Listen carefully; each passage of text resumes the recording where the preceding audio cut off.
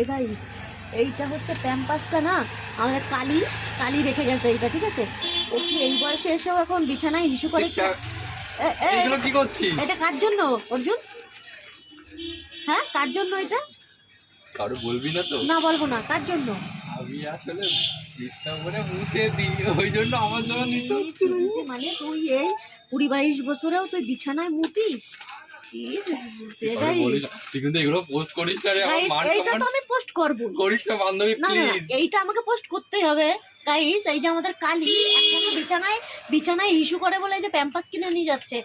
এই পরবি কি করে, প্যান্টের মতো করে?